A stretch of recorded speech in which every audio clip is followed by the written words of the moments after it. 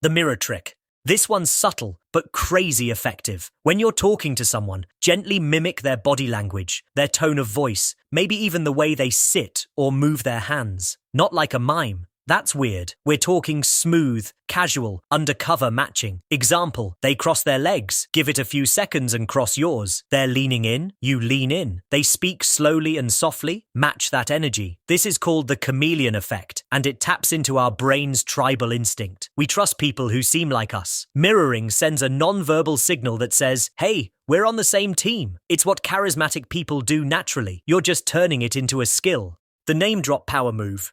Here's a secret. The sweetest word in any language is your own name. No, seriously. Studies show that when someone hears their name, the pleasure center in their brain lights up like a Christmas tree. It makes them feel acknowledged and respected. So use people's names on purpose, not overkill, just enough to create that bond. When someone says, hey Emily, I really liked what you said, it hits harder than just good point. It makes it personal. Remembering and using names is like sprinkling instant connection dust all over your interactions. Ask for tiny favors. This sounds backwards, but hear me out. Asking someone to do a small favor for you makes them more likely to like you. It's called the Ben Franklin effect. The story goes, Franklin once won over a rival by asking to borrow a rare book. After the favor, the guy started being way nicer. Why? Because our brains like to make sense of our actions. If I help you, I must like you. That's how we justify it. So next time you meet someone new, instead of trying to impress them, try this. Hey, can you help me carry this? Could you explain that part again? Would you mind taking a quick photo for me? Small favors create micro investments, and people tend to support what they invest in, including you.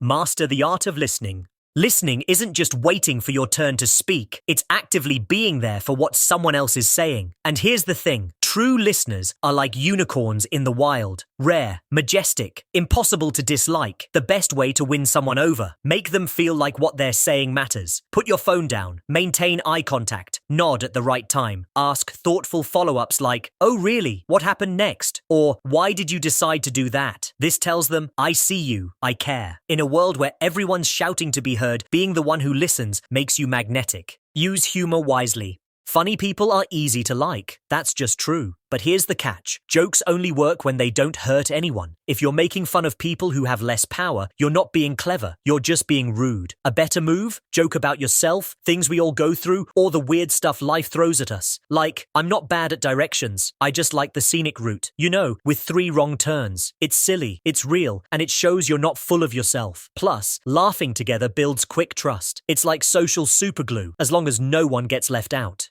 Notice the little things.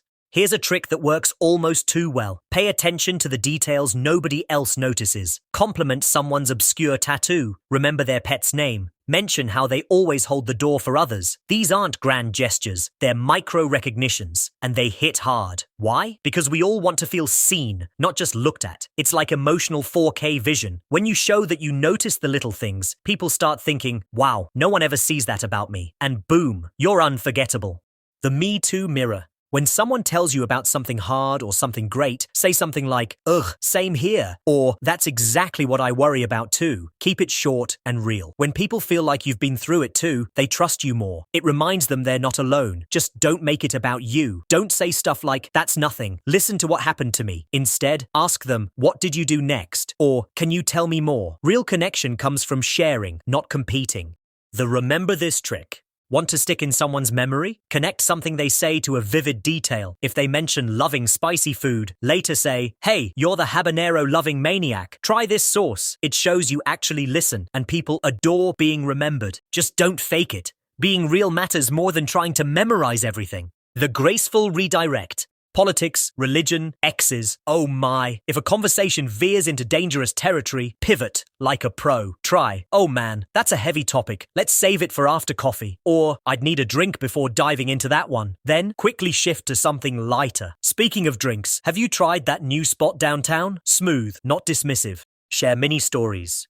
Stories makes you 22x more memorable than just stating facts. But here's the key. Keep them short and punchy. Instead of rambling, drop a 20-second moment that makes people laugh, relate, or go, whoa, really? Mini stories spark curiosity and make you come alive as a person. The no-fix zone.